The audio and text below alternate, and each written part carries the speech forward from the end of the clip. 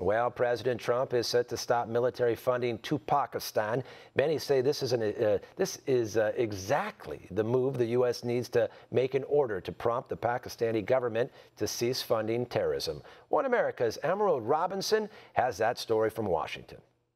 The president is still facing criticism from Democrats for his plan to cut military funding to Pakistan. However, a former State Department employee and former U.S. military advisor on the ground in Pakistan says that cutting funding is exactly what the president needs to be doing. Donald Trump's position is spot on and is exactly what the U.S. needs to do in order to coerce Pakistan to end supporting terrorism in South Asia that's been going on for now through multiple administrations. Armand Cuccinello, who worked on the ground in Pakistan from 2010 to 2015, says that the main concern is the country's support of the Haqqani network. The main concern with Pakistan has been their support of what's called the Haqqani network, which is essentially an arm of the Afghan Taliban, and you might even say an arm of Pakistan's intelligence services operating in Afghanistan. Though both the Bush and Obama administrations were aware of this network,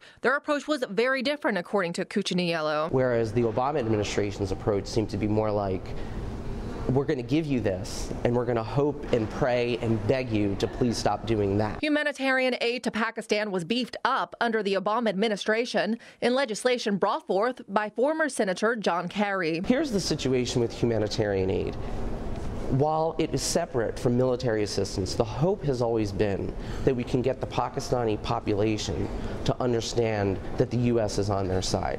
From my experience on the ground there, it never truly worked. Senator Rand Paul announced plans to propose legislation cutting all aid to Pakistan, both military and humanitarian.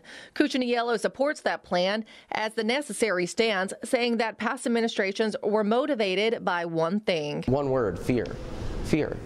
U.S. officials have consistently been afraid to push the limits of our diplomatic relationships. President Trump stands in stark contrast to that mentality. Cuccinello said that President Trump's stance on Pakistan is a good example of the president's overall approach to foreign policy, with North Korea being another example.